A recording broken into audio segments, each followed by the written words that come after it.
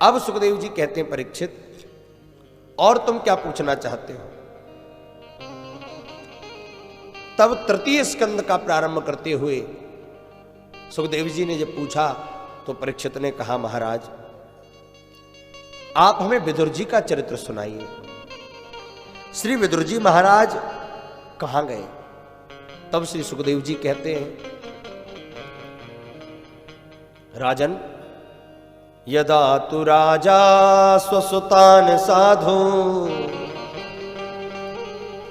पुष्णन्न धर्मेण विनस्त दृष्टि भ्रातुर्यविस्तस्य सुतान् विबुन्धु प्रवेशलाक्षा भवने दधानः। जब धृतराष्ट्र की महाराज बिल्कुल अंधे हो गए। परीक्षित बोले, बिल्कुल अंधे? अरे धृतराष्ट्र तो जन्मांध थे, जन्म से ही अंधे थे, फिर बिल्कुल अंधे का अर्थ क्या है?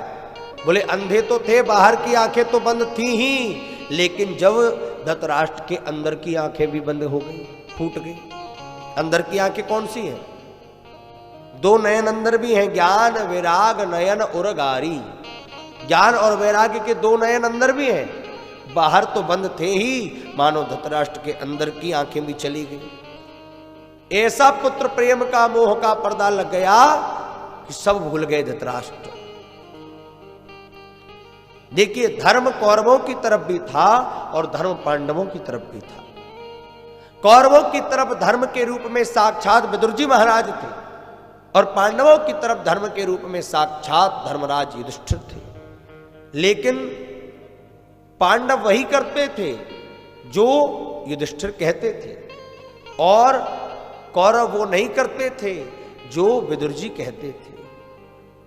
हम धर्म पर चलेंगे, यतो धर्मस्ततो जयः, जहां धर्म होगा वहीं विजय होगी। धर्म दोनों तरफ था, परंतु कौरवों ने धर्म को छोड़ दिया, पांडवों ने धर्म को पकड़ लिया, इसलिए विजय हो गई। धर्मो रक्षति रक्षिताः। आप धर्म की रक्षा करोगे तो धर्म आपकी रक्षा करेगा।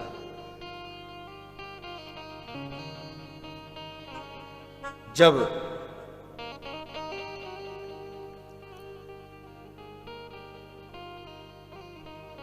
विदुर जी महाराज ने धृतराष्ट्र को समझाया कि महाराज, आपका पुत्र दुर्योधन गलत कर रहा है, पांडवों को अपना राज्य वापस दे दीजिए, आप अपने पुत्र को समझाइए। अरे अगर हाथ में कोई फोड़ा हो जाए और डॉक्टर कहे महाराज इस हाथ को कटवा लीजिए, अन्यथा यह रोग पूरे शरीर में फैल जाएगा, तो हाथ को कटवाने में ही समझदारी है। और आपके कौरव वंश में दुर्योधन जैसा फोड़ा हो गया है, इसे आज काट कर फेंक दीजिए, पूरा वंश सुरक्षित रह जाएगा। दुर्योधन को पता चला, दुर्योधन आ गया और कहते हैं, विदुर जी को देखकर कहा, अरे विदुर, दासी का पुत्र हमारे टुकड़ों पर पलने वाले, तू मेरे पिता को मेरे खिलाफ भड़का रहा है। अनेकों प्रकार के अपशब्द जब कहे, विदुर जी ने देखा धृतराष्ट्र ने कुछ नहीं कहा, समझ गए अब यहां मेरा कोई काम नहीं है, अब यहां धर्म का कोई काम नहीं है। और विदुर जी महाराज ने उसी समय धनुष बाण रख दिए। सचिव हैं और सचिव जब चाटुकार हो जाए, सचिव अगर राजा की हां में हां बनाने लगे तो राज्य का कभी उन्नयन नहीं हो सकता, भला नहीं हो सकता है। अगर वैद्य डॉक्टर रोगी की मीठी मीठी बातों में आ जाए तो रोगी का रोग कभी समाप्त नहीं होगा, उसकी हां में हां मिलाने लग जाएगा, कभी रोगी का रोग ठीक नहीं होगा। गुरुदेव चेला के रुख को देख करके हां में हां मिलाएं तो चेला का कभी उद्धार नहीं होगा। और इसलिए सचिव वेद गुरु तीन जो, प्रिय बोलहि भय आस, राज धर्म तन तीन करी होई बेगही नाश। नाश हो जाता है उस राज्य का जहां सचिव चाटुकार हो जाए। आज विदुर जी महाराज ने धनुष बाण को रख दिया देहरी पर, दरवाजे पर। क्यों? क्योंकि ये मत सोचना कि मैं धनुष बाण लेकर पांडवों के साथ मिल जाऊंगा, नहीं, मैं जा रहा हूं। तीर्थाटन पर चले गए। कई वर्षों तक तीर्थाटन करते रहे विदुर जी महाराज, और तीर्थाटन करके जब वापस आए हैं, यमुना के तट पर जैसे ही आए, अचानक एक दिन उद्धव जी महाराज से भेंट हो गई। उद्धव जी को देखा, दौड़ करके गए और हृदय से लगा लिया। दोनों ऐसे मिले हैं मानो महाराज पिछड़े हुए मित्र मिल गए। जब दो हरि भक्त मिलते हैं ना, आहा हा, चार मिले 64 खिले,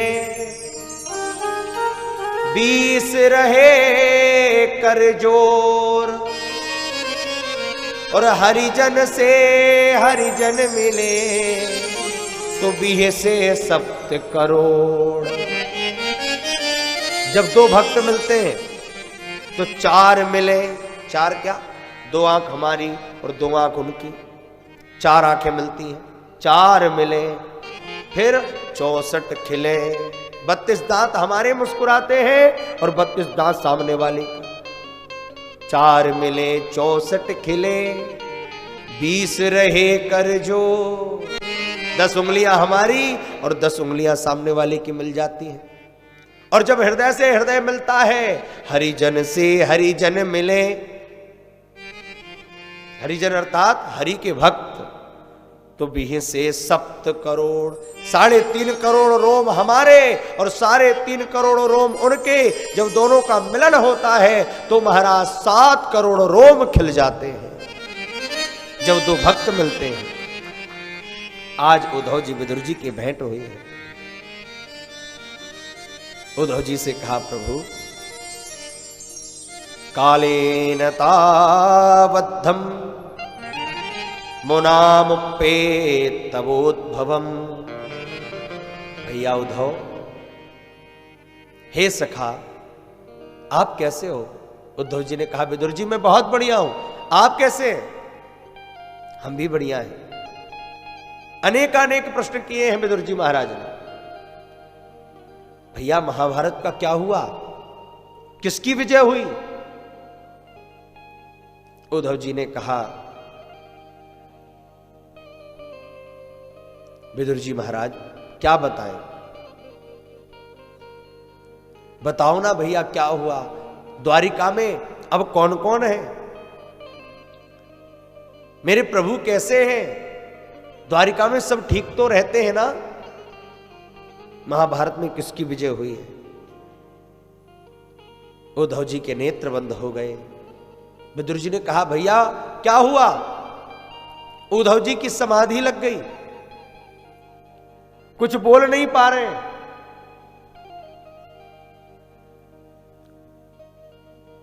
विदुर जी कहते हैं, भैया उद्धव कुछ तो कहो, क्या बात है? थोड़ा धैर्य धारण करके उद्धव जी कहने लगे, सनकैर भगवल्लोकान न लोकम पुनरागतः। भगवान के ध्यान में लग करके उद्धव जी कहने लगे, विदुर जी महाभारत का युद्ध तो हो गया, पांडवों की विजय हो गई, कौरव वंश समाप्त हो गया, बड़े बड़े राजा धराशायी हो गए, क्योंकि पांडवों के पक्ष में द्वारिकाधीश थे। लेकिन भगवान द्वारिकाधीश अपनी लीला को संभरण करके अपने धाम चले गए, इस धरा से भगवान चले गए हैं। विदुर जी कहने लगी, क्या कहते हो? उद्धव जी कहने लगे, हां, पर आपके लिए उन्होंने दिव्य उपदेश मुझे दिया था, आपके विषय में बहुत बात करते थे कन्हैया, कि जब मैं गया विदुर जी के यहां, विदुर जी ने मेरा कितना स्वागत किया, कितने सुंदर पकवान खिलाए। विदुर जी की आंखों में आंसू आ गए। उद्धव जी मेरे पास तो कुछ भी नहीं था। विदुरानी तो केले के छिलके खिला दिए और उन केले के छिलकों को ठाकुर जी ने इतने प्रेम से पाया, बार बार सराहना करी, बार बार सराहना करी कि कितने सुंदर हैं, कितने मीठे हैं। जब उद्धव जी से ये बात सुनी है ना, विदुर जी का हृदय गदगद हो गया। कहने लगे भैया मेरे लिए क्या उपदेश दिया है। उद्धव जी ने कहा विदुर जी आप जाइए गंगा के तट हरिद्वार, और हरिद्वार में गंगा के तट पर मैत्रेय महामुनि आपको मिलेंगे और मैत्रेय महामुनि आपको वो दिव्य उपदेश देंगे। विदुर जी आए हैं इसी गंगा के तट पर हरिद्वार में। मैत्रेय मुनि से भेंट हुई। भेंट जैसे हुई चरणों में प्रणाम किया और कहा गुरुदेव आपसे भेंट की जिज्ञासा थी, आज आपसे भेंट हो गई। एक प्रश्न करता हूं भगवान, सुखाय कर्माणि करोतु लोके न ते सुखम वान्यधुपारमं वा। हर मनुष्य सुख के लिए कर्म करता है, मुझे सुख मिल जाए, लेकिन करता तो सुख के लिए कर्म है, पर अंत में मिलता क्या है? दुख। घर बना लेंगे सुखी हो जाएंगे, बना लिया घर, कौन सुखी हो गया? ये कर्म कर लेंगे सुखी हो जाएंगे, ये हो जाएगा तो सुखी हो जाएंगे। सुखानि कर्मानि करोतु लोके, लेकिन आज तक कोई सुखी नहीं हुआ। ऐसा क्यों?